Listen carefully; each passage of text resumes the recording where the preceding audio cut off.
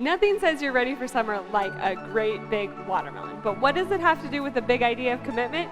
Stick around right here on the Big Idea Experience to find out.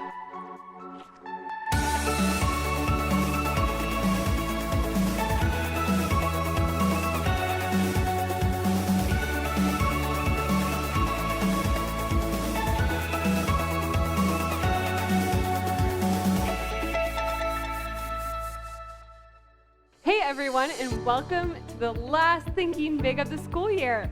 This has been a crazy school year, hasn't it? I mean, some online, some in person, some plans changed, some plans canceled. And maybe as May starts, you're wondering how can you finish the year strong? Or maybe as May starts, you're just looking forward to finishing and being done. Or maybe you're not thinking about that at all, and instead, you're thinking about what's ahead for this summer and what will be starting soon. I mean, maybe sports are happening, or you're planning on going to a dance camp. You're excited to start, but then again, you're like, what if it gets hard to finish? And that is where our big idea comes into play. Now, this month, we are talking all about commitment. And commitment is making a plan and putting it into practice.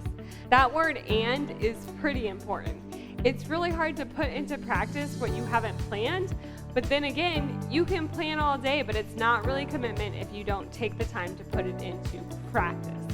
Maybe that describes you. After all, most of the time when people start doing something, they're really excited for it. But why don't we feel that excited when we finish, or maybe when we fail to finish?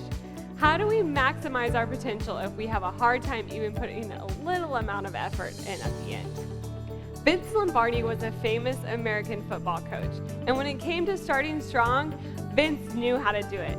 But really where he shined was his ability to finish strong. He said this: most people fail not because of lack of desire, but because of lack of commitment. So how do we see this in action?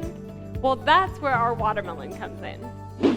So if we let this watermelon represent what we hope to accomplish, maybe it's like getting better at soccer, or learning to play music, or even just finishing the school year out strong. I mean, I can say that I have the desire to accomplish those things, but just like I can say that I have the desire to eat this watermelon. But obviously, desire alone isn't going to get it done.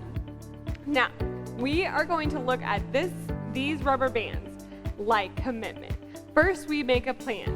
So I want to be better at soccer. So maybe my plan is to get good enough that I can score a goal during a game. But commitment isn't just planning, it's also practicing. Every night after soccer practice, I go home and do more drills on aiming for the top of the corner of the soccer goal. I think why some people give up early with commitment is because after planning and practicing, it doesn't feel like anything is happening. I mean, we can put the commitment on, but just doesn't feel like anything's happening. But sometimes, just like we've learned this last year, we have to pivot. Circumstances change, schedules change, but if we're committed, we replan and we re-practice. Sometimes it's a grind, but if we stay committed,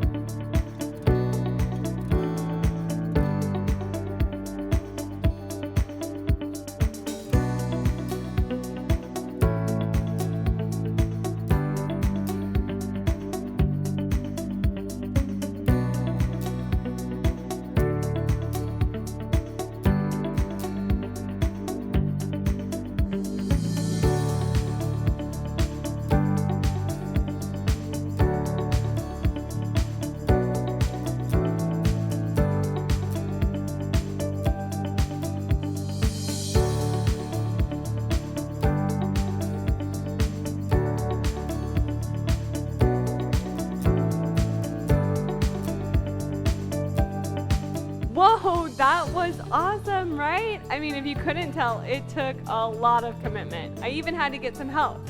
But things worth doing often take a lot of commitment. Remember, it's the commitment, not the desire, that makes it possible. So what does that mean for us? Well, it means that if you get tired of playing and practicing music, maybe you need to come up with a fresh plan. How can you make practicing fun again? Can you give yourself maybe a challenge or ask someone to hold you accountable?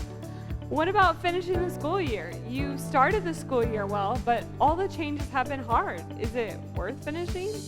Sure it is. Maybe you just need to practice a little bit more finding the bright side to those changes. Commitment to something over time can be difficult, but when you continue to plan and practice, it allows you to think big and accomplish big things.